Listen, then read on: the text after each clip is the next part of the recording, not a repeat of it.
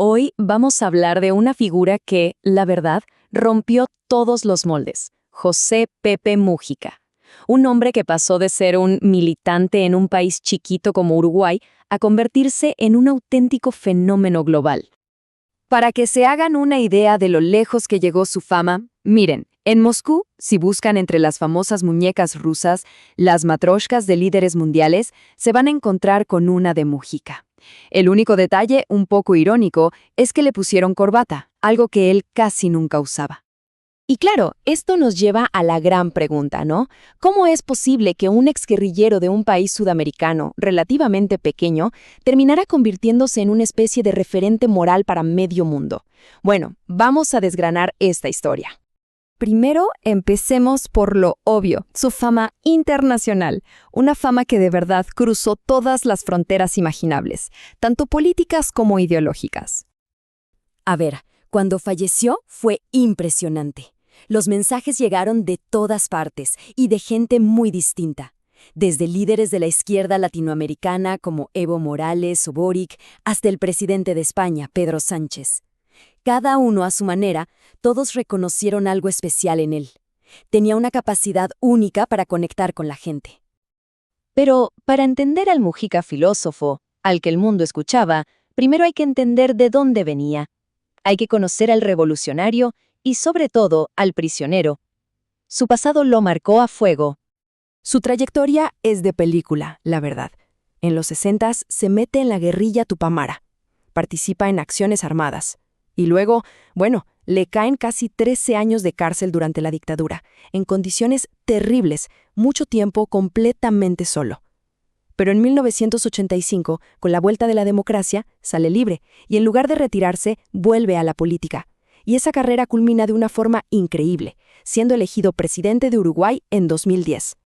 Y acá está la clave de todo. Mújica no salió de la cárcel lleno de odio o resentimiento.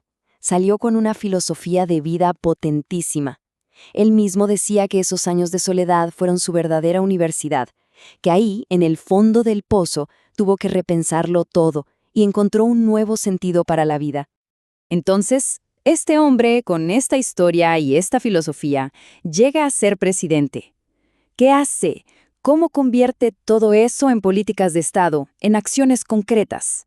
Bueno, su gobierno impulsó 3 reformas que pusieron a Uruguay en el mapa mundial. La despenalización del aborto, que tuvo un resultado impresionante, 0 muertes maternas por esa causa. El matrimonio igualitario, que consolidó a Uruguay como un pionero en derechos LGBTQ+ en la región. Y, por supuesto, la regulación del cannabis, convirtiendo a Uruguay en el primer país del mundo en dar ese paso. Y ojo, que su filosofía no se quedaba en las leyes. Se notaba, y mucho, en su propio bolsillo. Se calcula que donó cerca del 90% de su sueldo de presidente a programas sociales, sobre todo para construir viviendas para gente que lo necesitaba. Por esto le pusieron el apodo de el presidente más pobre del mundo, una etiqueta que a él, por cierto, no le gustaba nada. Él hacía una distinción clave. Una cosa es ser pobre y otra muy distinta es ser sobrio.